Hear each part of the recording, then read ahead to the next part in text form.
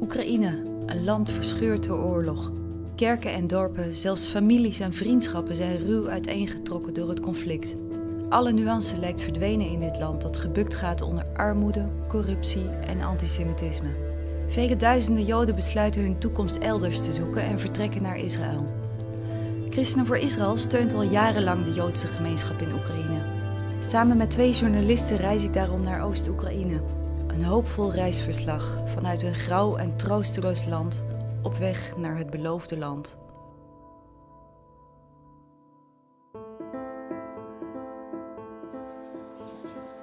In deze aflevering ontmoeten we Koen Carlier, die namens Christenen voor Israël Joden steunt en hen bijstaat waar hij kan. Maar eerst gaan we op bezoek in een opvanghuis in Kiev voor Joodse vluchtelingen uit het oosten van Oekraïne.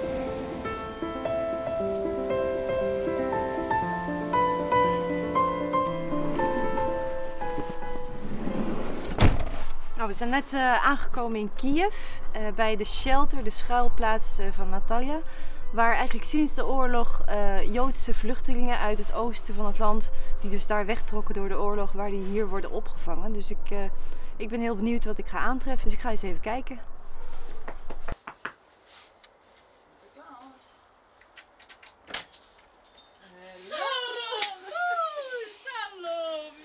Shalom, dear. Oh, good to see you. Great. Welcome. It's a pleasure to be here. It's a family from Kiev. This February they will also fly. It's Sarah. We used to say this shelter. We came here 10th of July last year. Because of the situation in Ukraine, worse and worse and we tried to invite the people here. We connect with Sakhnut, with embassy, and they start to call and ask to help accommodate people. The Jewish refugees from the east of Ukraine. And they came here from 10th of July, so more than 1,000 people already visited this house. And what do you do here? We live with them. We just try to support them, comfort them here. Yeah, and after that, like this Shabbat, we try to bring them to understanding that they are Jewish people. So they're just their Jewishness, you know. We switch on candles, we sing songs with them. Start to just invite them to the Jewish history. Что мы делаем в шаббат, Саша? Это кто делает, мужчины или женщины? Кто делает? Так. Женщины зажигают свечи. Я тебе даю тоже такую покрывашку, как я всегда накрываюсь, да? Мы тебе это делаем. Соня скоро уезжает в Израиль. Мы улетаем, да? Мы приглашаем в субботу.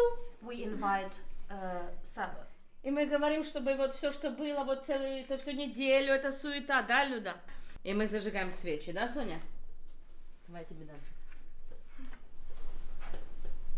Чтобы помолиться нашему Богу. And we pray to our God. Закрываем по глазки и говорим все вместе. Барух ата Адонай.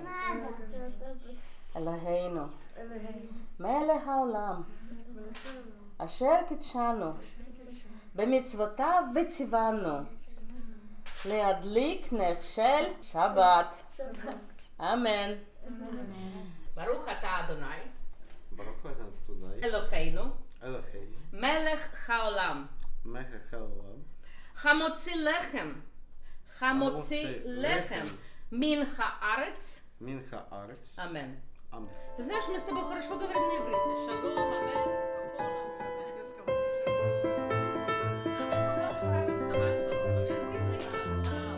Hoe kan het toch dat deze mensen niks lijken te weten over een Joodse afkomst? Zelfs de Sabbat hebben ze nog nooit eerder gevierd.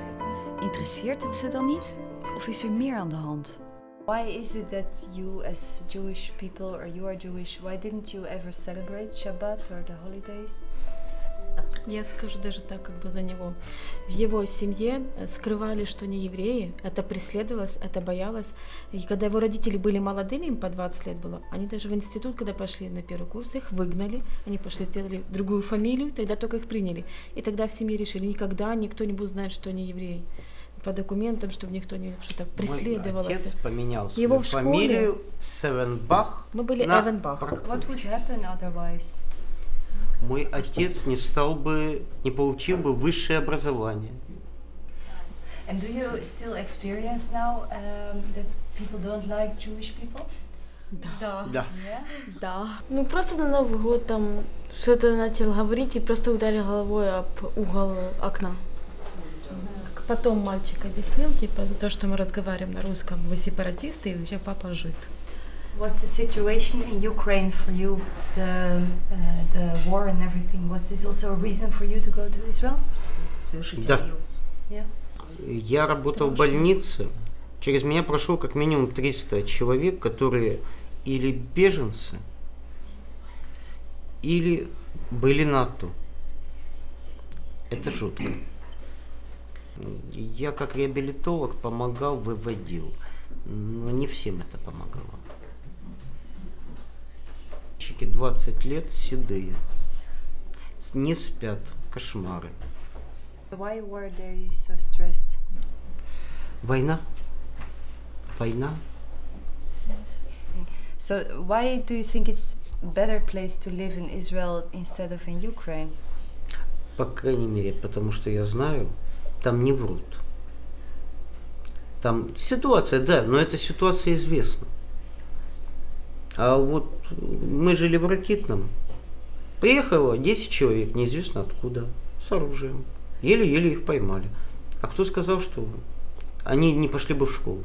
Тетушки. У нас были такие, да, случаи, что у нас в школу приезжали тетушки. Мы боялись днем, что придут, детей убьют.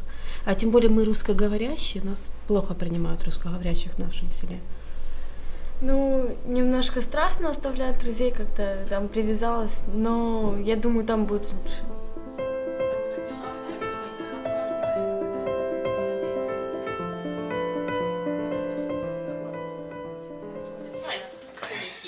Doesn't matter which time he came. 11 o'clock in the evening, 12 o'clock in the evening. He brought the olim here, yes. And they goes to sleep. We just gave the food for them, and he's still here.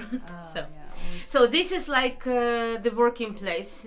I don't like actually sitting here because I'm everywhere. That's in the different places, but anyway, it's a very important place for us because we need to decide to whom we need to give help, and because different program. So for example, okay, let's maybe for example that's we will have Olim 9 of December, yes. For Olim from Donetsk. So we accommodate them here from the east of Ukraine. The war area, yes. They come here. Yes. Okay. And we care about them, and they go for the first home in the homeland, you know, the first home, the Lena Kowarski. Yes. So, for example, this is, I will show, by the way, it's Turevsky. Turevsky, you know, this, Turevsky, 9 of 12, you know, December. Okay, yeah. So, and we will bring them. How did you know that this was your work? How I know? No, because in 1993 I came to church, and the first message was that the God's will for the Jewish people, and after that Lord spoken to my heart, and just I got this calling from more than 20 years ago, almost, and he said for me that I will bring, I will use your legs from house to house to bring my people home. And this is a big privilege to see their eyes after that. You Christian people, why you help us? Why? And this lady from Lviv, she said, "You're crazy." We brought her to the hostel in another city. Why you help me? And start to cry, you know. Why you help me? For so them it's questions. What do you say? No, because we love God, and God loves her. You know, we used to say, we love God and God loves you. And that's right. It's a good if Lord can use you as an instrument. It's a beautiful work you do. Yeah, I used to say always the prayer is our fuel. The people could pray, and Lord know how to use and to how. How can we pray? What can we pray for? They pray for the wisdom, especially now. Now you especially now, because 20 years ago we start to spoke to the Jewish people about the hunters' time, and now we could see the situation in the world totally change. It's even not last month, not like, you know, we could see the situation in the east of Ukraine. You know, this the east of Ukraine, all of this part when you are going, you know, the situation change, you know, and in the center where we are here, you know. And this is Crimea, you know. All of these people from here, most of them live here, no? But most of them already in Israel, and because Operation for Israel paid for the documents, Yes. paid for the road, for the so. And so we could see everywhere. But you have, from the east, you have 1.5 million refugees from the east. Yeah. Who, 1.5 yeah, million who right. live here in Yes, Kiev. internal displaced people. But if you think about refugees, you think, oh, they run to another country. What we understand. But it's But internal. yes, yeah, because the country is so big. You see, so in Kiev, I'm sure there are 200,000 refugees living somewhere. Right. I will not see it. You see, they live somewhere with family, friends, or they rent something, and What do you think will be the future? What will happen in the future? Are you This worried? is serious. Are you worried?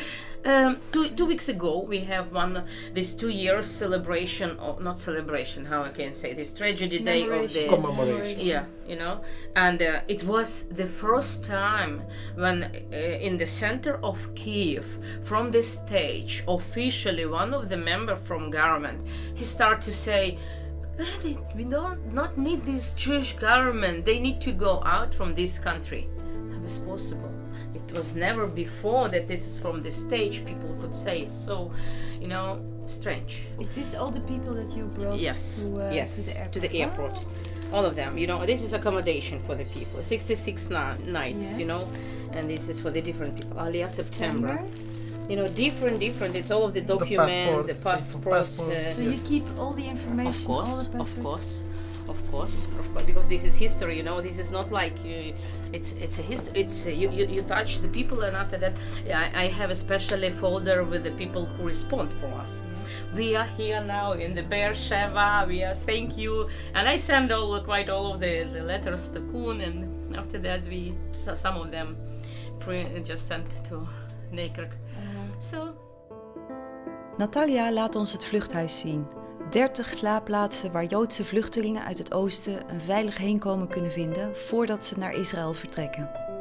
Hey, dit is best wel mooi, want elke olim die hier komt of Joodse persoon die naar Israël verhuist, die vindt op zijn bed niet alleen maar een mooi opgemaakt bed, maar ook deze prachtige kaart uit numeri 6, de zegenspreuk van de Heere zegen u en behoede u en hij doet zijn aanschijn over u lichten en zij genadig.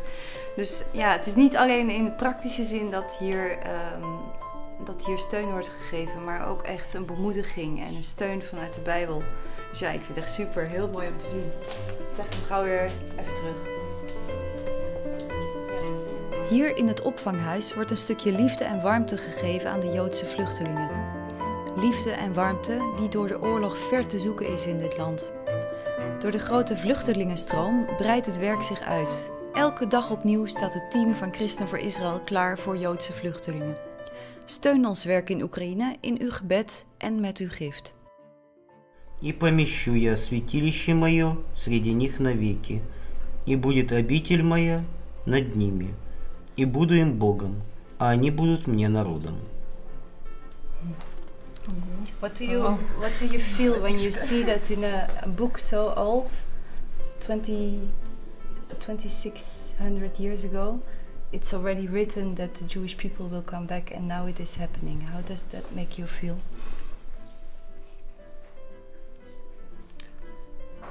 Надежда есть. There is hope. Большая надежда. Что не просто слышно, но что сбывается. Да, видно, что происходят действительно чудеса, что мы это видим.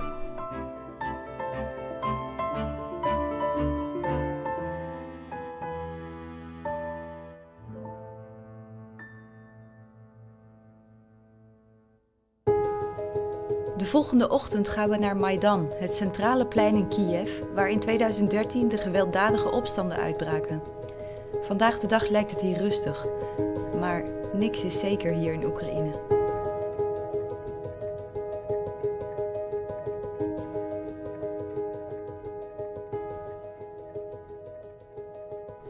Joden in Oekraïne hebben een hele aparte band, zou je kunnen zeggen. Een soort haat-liefde verhouding. Aan de ene kant hebben hier door de eeuwen heen, vanaf de 4e eeuw voor Christus, grote Joodse gemeenschappen gewoond in het land. En ook bloeiende gemeenschappen. Een van de officiële talen van Oekraïne was ook het Jiddisch, de taal die de Joden spraken. Aan de andere kant zijn er door de eeuwen heen altijd vervolgingen geweest, pogroms zoals dat hier heet, van Joden. Dus bijvoorbeeld in de 16e eeuw werden door een leider in Oekraïne 15.000 tot 30.000 Joden vermoord.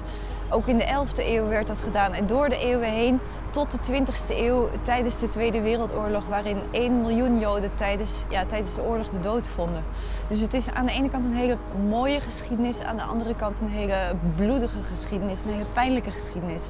Dat is ook een van de redenen dat wij als Christenen voor Israël steun geven aan de Joodse gemeenschap in Oekraïne. En de coördinator daarvan, dat is Koen Carlier, die al jarenlang woont en werkt in Oekraïne. Ik ken hem ook al heel veel jaren, dus, en hij gaat ons ook deze week rondleiden door Oekraïne, door het werk wat hier allemaal gebeurt. Koen, jij bent al 20 jaar volgens mij hier actief in Oekraïne. Kan je vertellen wat je hier precies doet? Wel, wij helpen eigenlijk op een hele praktische manier bij het Alia, of de terugkeer van de Joodse mensen, van de Joden uit de Oekraïne naar Israël. En wat houdt dat in? Dat houdt in gratis busvervoer naar de ambassades en dan aan de luchthaven. En ook voordien helpen met documenten, betalen van paspoort. Dus heel hun voorbereiding eigenlijk op een praktische manier helpen.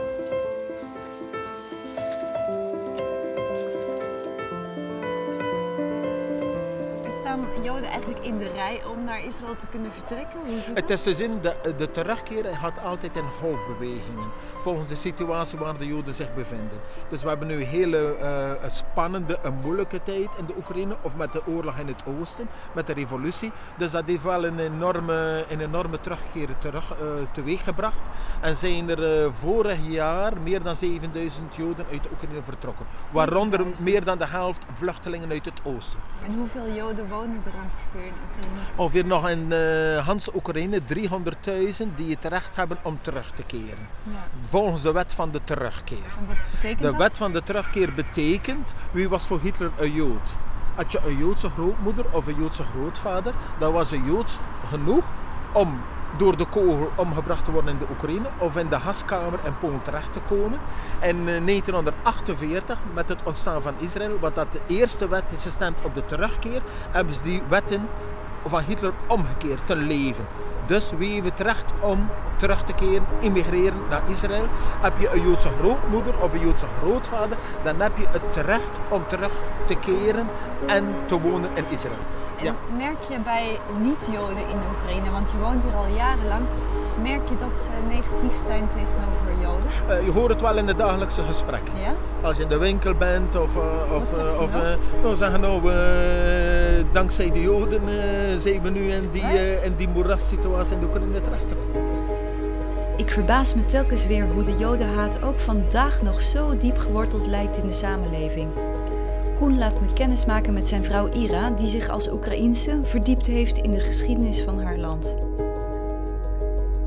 In the government we have lots of key positions that are taken by Jewish people.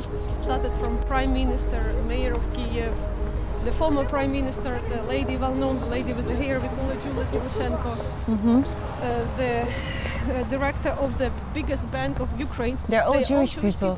Okay. And in parliament we have more than 30% of Jewish people who take the position of the deputies. Oh, that's a lot, yes. So when the nationalistic movement rose, immediately against the government, it means towards the Jewish people. Okay, that's why in demonstrations they start shouting antisemitic slogans, Jews away, Jews out of the government, Jews.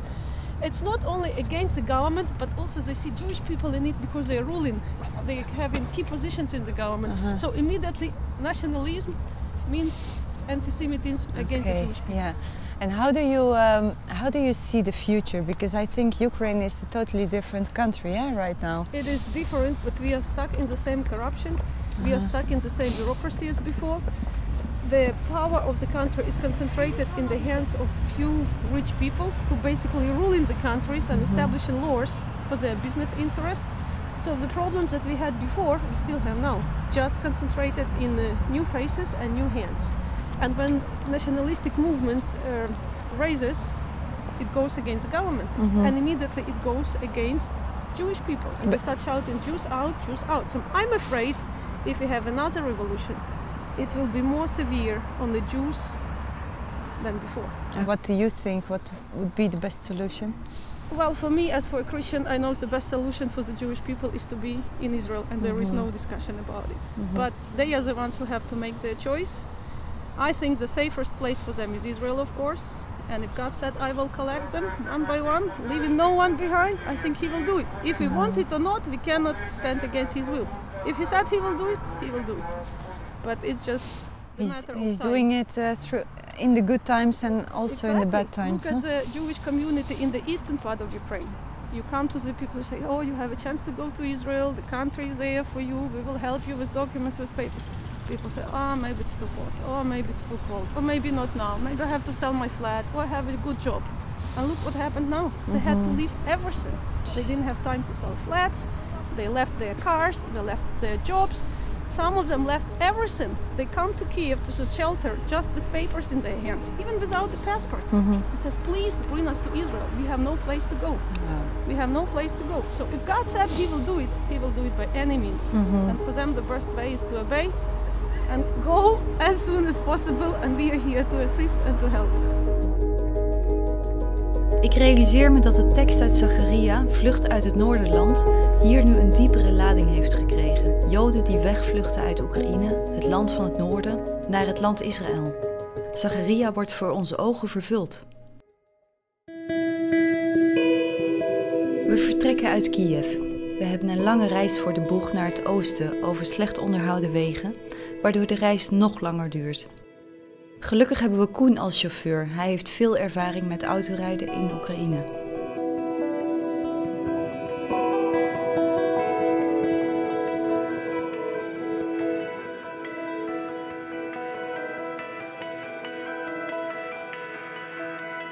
Acht uur later arriveren we in Dnepropetrovsk, Oost-Oekraïne. We komen aan bij een huis waar momenteel 19 Joodse vluchtelingen worden opgevangen. Ze wachten tot ze naar hun thuisland Israël mogen vertrekken. Vanavond is het de eerste avond van het Joodse Chanukka-feest. Voor velen de eerste keer dat ze het vieren.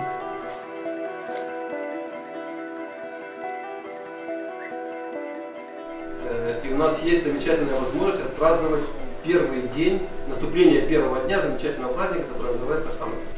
Готовы? Не бойтесь. Повторяйте. Барух. Барух. Ата. Ата. Адонай. Адонай. Элоэйну. Элоэйну. Мелех. Мелех. Аулам. Аулам. Ашер. Ашер. Кидишану. Киришану. Бемитсвотав. Вемитсвотав. Вецивану. Вецивану. Леадлик. Леадлик. Нер. Нер. Шель. Шель. Ханука. Ханука.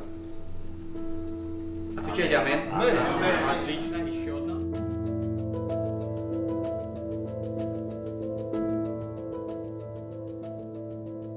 Today, there are a lot of refugees, but they don't know where to go. You became refugees, but you know where to go. Soon, we hope that one day you will go to Israel. Israel will do its utmost best to receive you and to absorb you in the best way they can. For you, it will not be next year in Jerusalem, but this year in Jerusalem.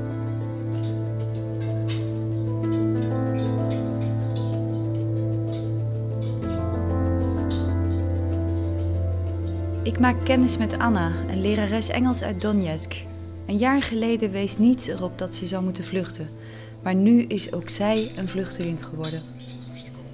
Why did you choose now to leave your home in Donetsk and go to Israel? Because it's rather dangerous to live in Donetsk now because of the war, which is not called war, but it is war. It is a war. It is a war, and many people are killed and wounded in this war. And in my native city, which I love, but I have to go. Sorry. Yeah.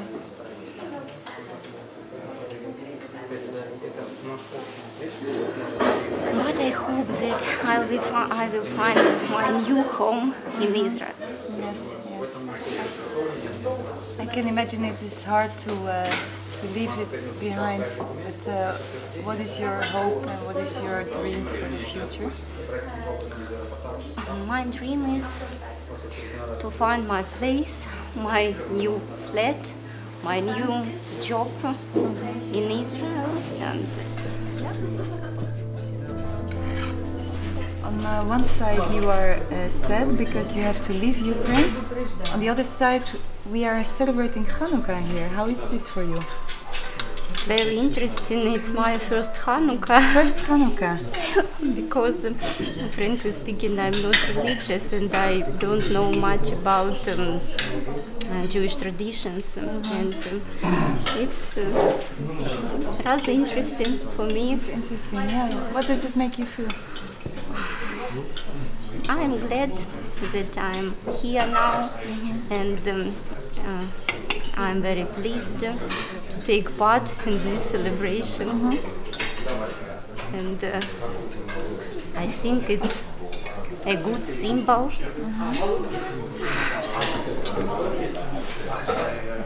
Maybe of peace or something good. Sorry. No problem.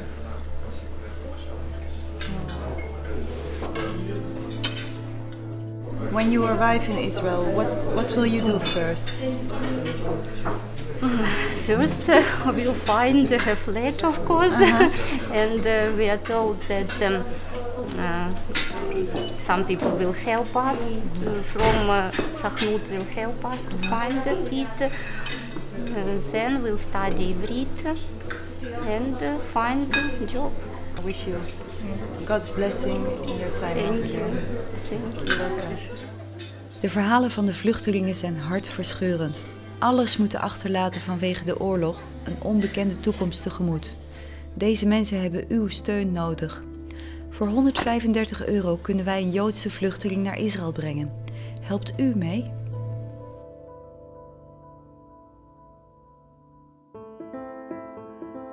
In de volgende aflevering delen we voedselpakketten uit aan arme Joodse gezinnen in de stad Zaporozhye. We maken kennis met Karel en Maria, die het zonder de steun van Christenen voor Israël niet zouden redden.